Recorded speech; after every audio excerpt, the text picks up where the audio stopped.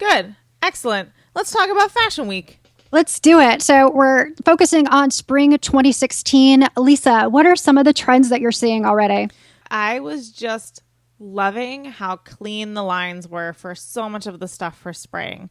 Even when, we talk about volume a lot in the winter with like big coats and big skirts and big dresses, but I saw a lot of that volume for spring, but it didn't feel heavy and it didn't feel stuffy. It felt very open and free.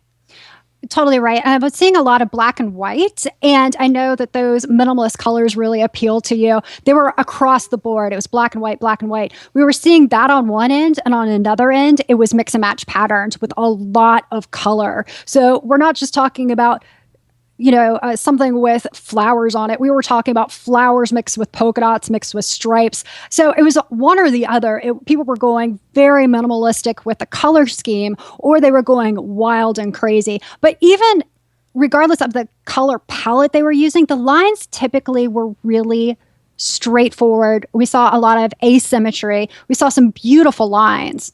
Yeah, and I think the interesting thing about the divide between the black and white and the color and the patterns is that once you actually see this stuff on the shelves come spring, you'll be able to do a lot of great mixing and matching as a consumer, because you can take those basic blacks and whites and then mix them with the things that appeal to you most from the spring shows. So you may not want to wear stripes and polka dots and like brocade all at once in one outfit, but you can pick out your favorite things from those collections and be able to work them into your wardrobe in a way that's going to be probably a little more evergreen and a little more timeless than trying to like grab onto every trend at once. Right. Great point. What did you think of the culottes? We saw a lot of cropped wide leg pants. What did you think about them, Lisa? Can we make the culotte go away? I don't think it's a flattering cut. I don't think anyone's calves look good sticking out of the culotte. I love cropped pants. I love cropped slim pants. I even love this shorter crop that we're seeing where you're seeing more of the leg.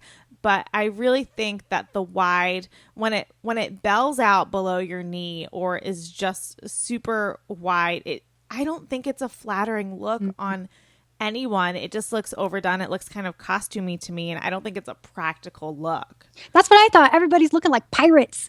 And you're right that it cuts the eye. Like the eye does not continue to go. It cuts people off just at that same place where the line ends. And most of us aren't 6 foot size 2 models.